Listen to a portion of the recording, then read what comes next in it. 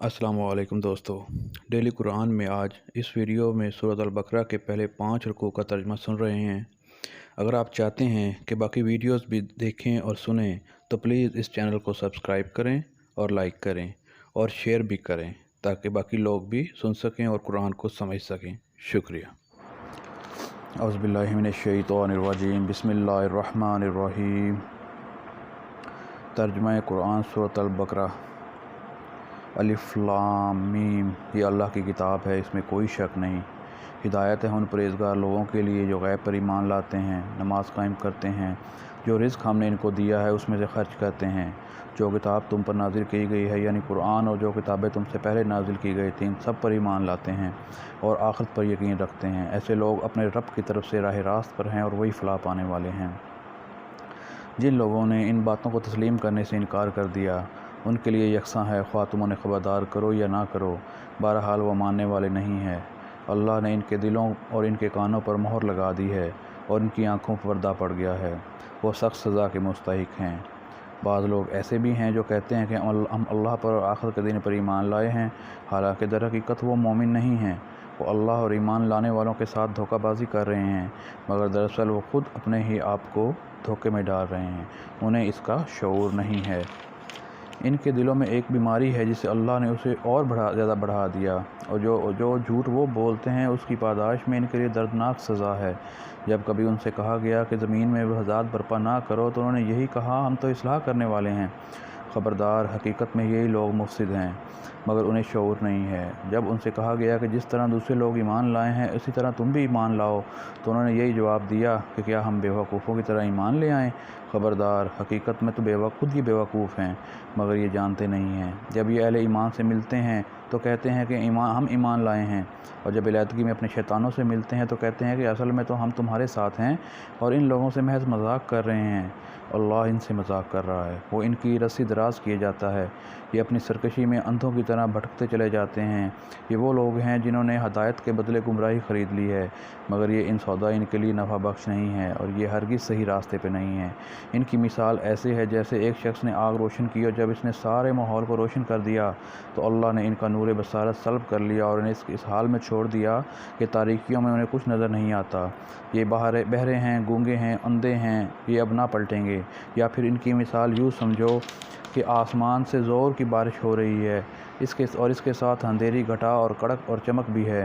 ये बिजली के कड़ाके सुनकर अपनी जानों के खौफ से कानों में उंगलियां ठोसे लेते हैं और अल्लाह इन मुनकरीन हक़ को हर तरफ से घेरे में लिए हुए है। चमक से इनकी हालत ये हो रही है कि गोया अनकरीब बिजली इनकी बसारत उचक ले जाएगी। जब ज़रा कुछ रोशनी उन्हें महसूस होती है तो उसमें कुछ दूर चल लेते हैं और जब इन पर अंधेरा छा जाता है तो खड़े हो जाते हैं। अल्लाह चाहता तो इनकी समात और बसारत बिल्कुल ही सल्ब कर लेता। यकीनन अल्लाह हर चीज़ पर कादिर है।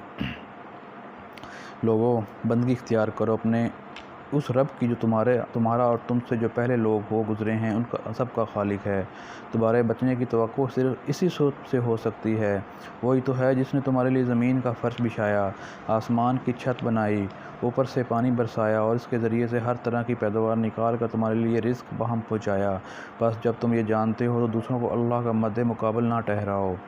और अगर तुम्हें इस अम्र में शक है ये किताब जो हमने अपने बंदे पर उतारी है ये हमारी नहीं है तो इसकी मानिंद एक ही सूरत बना लाओ, अपने सारे हम नवालाओं को बुला लाओ, एक अल्लाह को छोड़कर बाकी जिसकी चाहो मदद ले लो।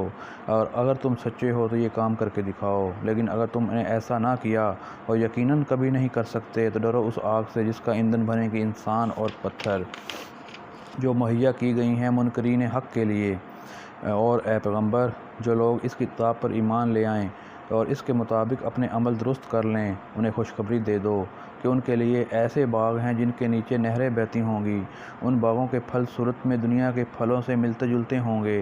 जब कोई फल उन्हें खाने को दिया जाएगा तो कहेंगे कि ऐसे ही फल इससे पहले दुनिया में हमको दिए जाते थे। उनके लिए वहाँ पाकीज़ा बीवियाँ होंगी और वह हमेशा हमेशा रहेंगे। हाँ, अल्लाह इससे हरगिज़ नहीं शर्माता कि मच्छर या उससे भी हकीर तर किसी चीज़ की तमसीलें दे।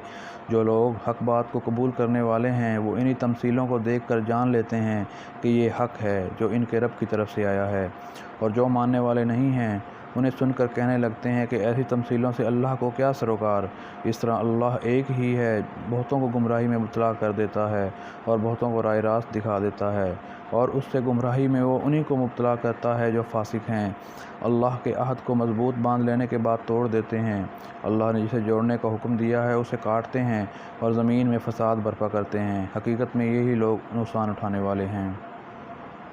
تم اللہ کے ساتھ کفر کا رویہ کیسے اختیار کرتے ہو، حالانکہ تم بے جان تھے؟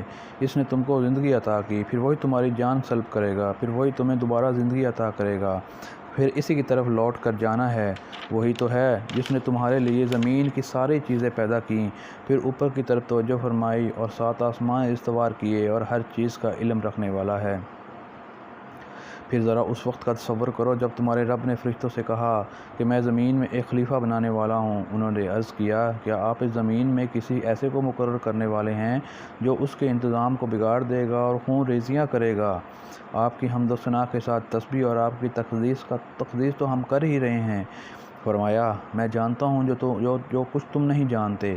اس کے بعد اللہ نے آدم کو ساری چیزوں کے نام سکھائے، پھر انہیں فرشتوں کے سامنے پیش کیا اور فرمایا، اگر تمہارا خیال صحیح ہے کہ کسی خلیفہ کے تقرر سے انتظام بگڑ جائے گا تو ذرا ان چیزوں کے نام بتاؤ۔ انہوں نے عرض کیا، نقص سے پاک تو آپ ہی کی ذات ہے، ہم تو بس اتنا ہی علم رکھتے ہیں جتنا آپ نے ہم کو دے دیا ہے۔ حقیقت میں سب کچھ جاننے اور سمجھنے والا آپ کے سوا کوئی نہیں ہے۔ پھر اللہ نے آدم سے کہا، تم ان چیزوں کے نام بتاؤ۔ جب اس نے ان سب کے نام بتا دیے تو اللہ نے فرمایا، میں نے تم سے کہا نہ تھا کہ میں آسمانوں اور زمینوں کی ساری حقیقتیں جانتا ہوں، یہ تم سے مخفی ہیں۔ جو کچھ تم ظاہر کرتے ہو وہ بھی مجھے معلوم ہے، اور جو کچھ تم چھپاتے ہو اسے بھی میں جانتا ہوں۔ پھر جب ہم نے فرشتوں کو حکم دیا کہ آدم کے آگے جھک جاؤ تو سب جھک گئے، مگر ابلیس نے انکار کر دیا۔ وہ اپنی بڑائی کے گھمنڈ میں پڑ گیا اور نافرمانوں میں شامل ہو گیا۔ پھر ہم نے آدم سے کہا، تم اور تمہاری بیوی دونوں جنت میں رہو اور یہاں بفراغت جو چاہو کھاؤ، مگر اس درخت کا رخ نہ کرنا ورنہ ظالموں میں شمار ہو گئے۔ آخرکار شیطان نے ان دونوں کو اس درخت کی ترغیب دے کر ہمارے حکم کی پیروی سے ہٹا دیا، انہیں اس حالت سے نکلوا کر چھوڑا جس میں وہ تھے۔ ہم نے حکم دیا کہ اب تم یہاں سے اتر جاؤ، تم ایک دوسرے کے دشمن ہو اور تمہیں ایک خاص وقت تک زمین میں ٹھہرنا اور وہیں گزر بسر کرنا ہے۔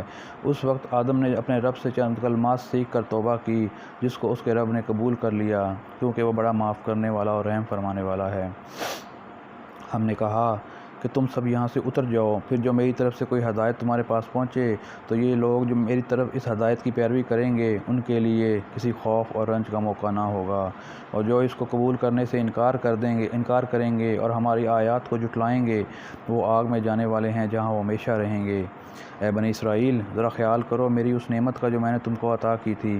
میرے ساتھ تمہارا جو عہد تھا تم اسے پورا کرو، میرا جو عہد تمہارے ساتھ تھا اسے میں پورا کروں گا، اور مجھ سے ہی تم ڈرو۔ اور میں نے جو کتاب بھیجی ہے اس پر ایمان لاؤ، یہ کتاب اس کی کتاب کی تائید میں ہے جو تمہارے پاس پہلے سے موجود تھی، لہٰذا سب سے پہلے تم ہی ان کے منکر نہ بن جاؤ، تھوڑی سی قیمت پر میری آیات کو نہ بیچ ڈالو۔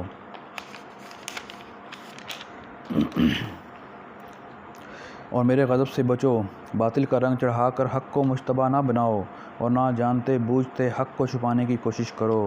نماز قائم کرو، زکوٰۃ دو، اور جو لوگ میرے آگے جھک رہے ہیں ان کے ساتھ تم بھی جھک جاؤ۔ تم دوسروں کو تو نیکی کا رستہ اختیار کرنے کے لیے کہتے ہو مگر اپنے آپ کو بھول جاتے ہو، حالانکہ تم کتاب کی تلاوت کرتے ہو۔ کیا تم عقل سے بالکل ہی کام نہیں لیتے؟ صبر اور نماز سے مدد لو، بے شک نماز ایک سخت مشکل کام ہے، مگر ان فرما بردار بندوں کے لیے مشکل نہیں ہے جو سمجھتے ہیں کہ آخر کار انہیں اپنے رب سے